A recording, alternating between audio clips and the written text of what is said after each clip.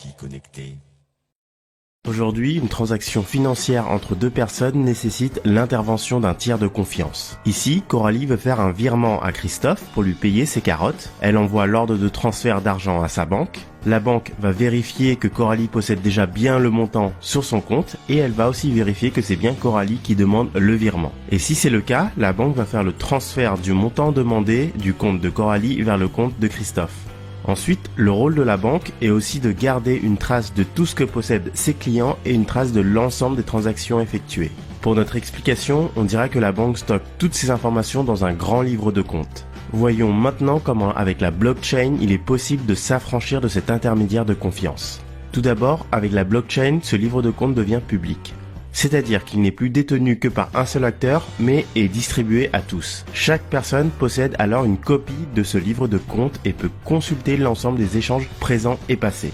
Toutes les personnes qui possèdent ce livre de compte constituent le réseau de la blockchain. Reprenons le même exemple mais en appliquant les principes d'une transaction avec la blockchain.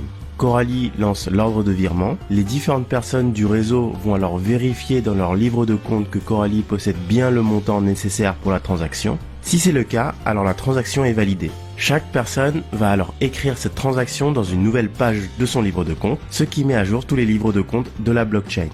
Vous l'avez compris, avec la blockchain, ce n'est plus un seul acteur central qui valide ou non une transaction, mais c'est l'ensemble des membres du réseau. Maintenant, imaginons que vous essayez de tricher, par exemple en prétendant posséder plus ou en essayant de falsifier votre livre de compte. Eh bien, cela va se remarquer car tous les autres verront que ce n'est pas ce qui est inscrit dans leur copie du registre. Ils contesteront donc l'information. Et si on y réfléchit bien, dans ce système, on n'a même plus besoin de monnaie physique. Dès que vous faites une transaction financière, il suffit de l'annoncer et tous les livres de compte mettront à jour l'information. Les livres de compte font foi sur ce que chacun possède et sur l'historique des transactions. Vous pouvez vérifier ce que vous possédez et ce que les autres possèdent. Et ça, justement, c'est le principe sur lequel se basent les monnaies virtuelles comme le Bitcoin. Mais ça, on y reviendra un peu plus tard. Dans la vraie vie, évidemment, ce ne sont pas des livres qui stockent et traitent l'information, mais des machines avec de la puissance de calcul, comme des ordinateurs ou des serveurs. Techniquement, la blockchain peut donc être vue comme une base de données distribuée sur différents nœuds de stockage. Ces nœuds de stockage, ce sont les utilisateurs qui vont apporter avec leur machine de la puissance de calcul et de l'espace de stockage pour faire fonctionner la blockchain. Tout comme le livre de compte est constitué des pages de transaction, la blockchain est une chaîne formée de blocs de transactions. Chaque échange effectué entre ses utilisateurs est enregistré sous forme de blocs qui, bout à bout, forment donc une chaîne, d'où la notion de blockchain ou chaîne de blocs en français. Chaque bloc de la blockchain contient un ensemble de transactions, évidemment. Ensuite, un bloc est caractérisé par un hash. Le hash, c'est une suite de caractères uniques servant à identifier le bloc. En gros, c'est l'empreinte du bloc. Et enfin, le bloc contient aussi le hash du bloc précédent, qui est donc l'identifiant unique du bloc qui le précède. Cela permet de garantir l'ordre du bloc dans la blockchain. Bon, maintenant je vais entrer un peu plus dans le détail pour vous expliquer ce hash. Cela fait appel à des notions de cryptographie, mais pas de panique, je vais vous expliquer tout ça très simplement. En gros, un algorithme de hachage, c'est une fonction mathématique qui va transformer un ensemble de données de départ en une suite de caractères. Cette suite de caractères est donc le hash et il est spécifique et unique aux données qui ont été prises au départ. Ce qui veut dire que tout changement dans le message, même infime, implique un important changement du hash. Par exemple, ici, l'ajout d'un simple point d'exclamation crée un hash totalement différent du hash de la même phrase sans point d'exclamation. Ensuite, les fonctions de hachage ont une spécificité. Elles ne marchent que dans un sens. Il n'est donc pas possible de retrouver le message initial à partir du hash. On ne peut donc rien faire de la seule suite de caractères du hash. Le hash permet seulement d'avoir la garantie que les données de départ n'ont pas été modifiées par quelqu'un. Parce que s'il est modifié, le hash sera modifié et vous le verriez tout de suite. Ici, par exemple, on peut voir de façon évidente que le hash du bloc 5 de Christophe est différent. On peut donc en déduire que son bloc a été modifié. Revenons maintenant au hash d'un bloc. Un nouveau bloc est identifié par son hash, comme on l'a vu, et ce hash est notamment calculé à partir du hash du bloc précédent et des transactions validées du bloc. Passons maintenant au dernier point important de la blockchain lié à la cryptographie, c'est la signature électronique. Le principe, c'est que chaque demande de transaction dans la blockchain doit être signée par l'émetteur pour être validée. Ainsi, si Nicolas essaye de dire « Coralie donne 1000 bitcoins à Nicolas », les autres ne vous croiront pas tant qu'ils n'auront pas eu la preuve que c'est bien Coralie qui a envoyé le message, et cette preuve, c'est la signature de Coralie. Prenons un exemple avec Coralie qui veut signer son message. Pour ça, elle va avoir besoin de générer une paire de clés de chiffrement. Une clé privée qui ne doit être communiquée à personne. Coralie doit être la seule à posséder cette clé privée et une clé publique qui peut être communiquée à tout le monde. Ces différentes clés publiques sont stockées sur chaque ordinateur du réseau. Et ces deux clés publiques et privées sont liées mathématiquement. On va voir maintenant en quoi. Coralie veut lancer un ordre de virement. Par exemple, je donne 10 bitcoins à Christophe. Elle va chiffrer ce message à l'aide de sa clé privée. Chiffrer un message, ça veut dire le rendre incompréhensible. Et pour pouvoir lire ce message de nouveau, il est nécessaire de le déchiffrer. Et le seul moyen de déchiffrer ce message, c'est d'utiliser la clé publique associée créée par Coralie. En fait, seule cette clé publique est capable de déchiffrer les messages qui ont été chiffrés avec la clé privée de Coralie. Pour déchiffrer ce message censé venir de Coralie, les autres personnes du réseau vont donc utiliser la clé publique donnée par Coralie, et s'ils réussissent à déchiffrer son message à l'aide de la clé publique de Coralie, alors ils savent que le message est bien de Coralie.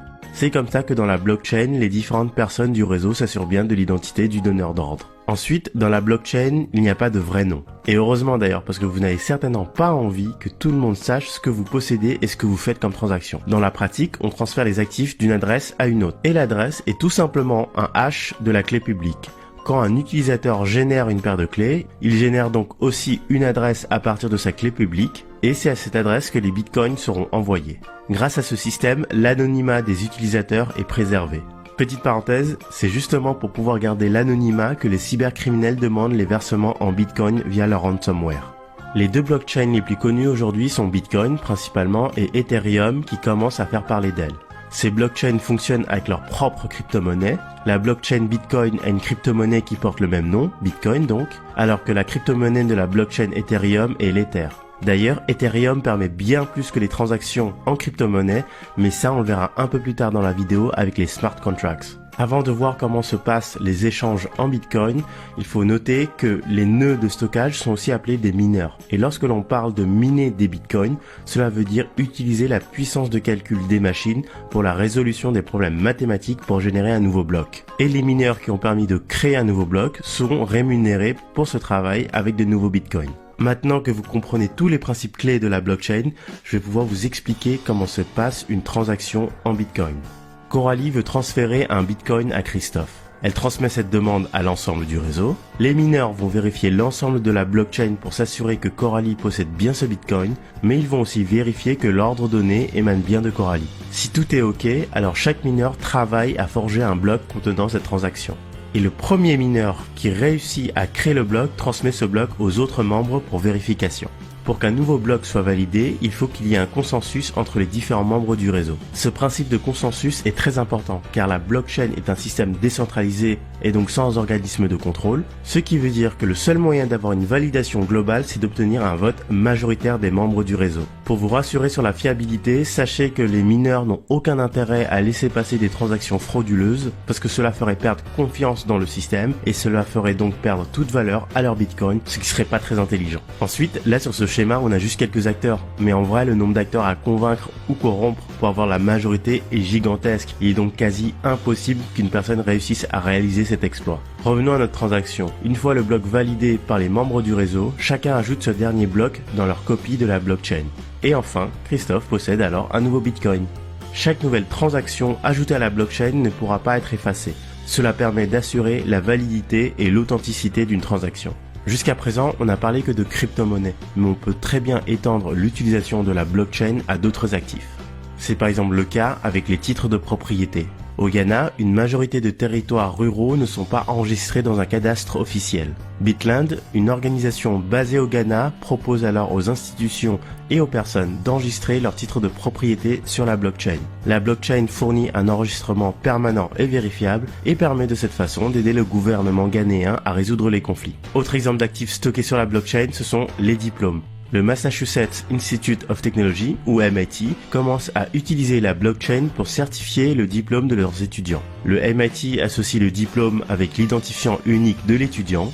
Les diplômés peuvent ensuite transmettre leur diplôme aux recruteurs qui peuvent vérifier à leur tour l'authenticité des informations sur un site du MIT. Autre cas d'usage, le caractère inaltérable et transparent de la blockchain permet de garantir la traçabilité d'un actif.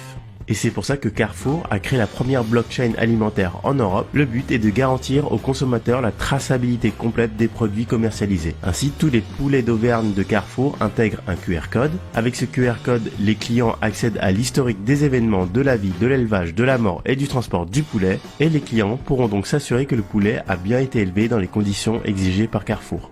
Et enfin, il y a une dernière utilisation de la blockchain qui est très peu évoquée et qui pourtant peut être à l'origine de nombreuses innovations. Ce sont les smart contracts ou contrats intelligents. Un contrat légal traditionnel définit les règles d'un accord entre plusieurs personnes.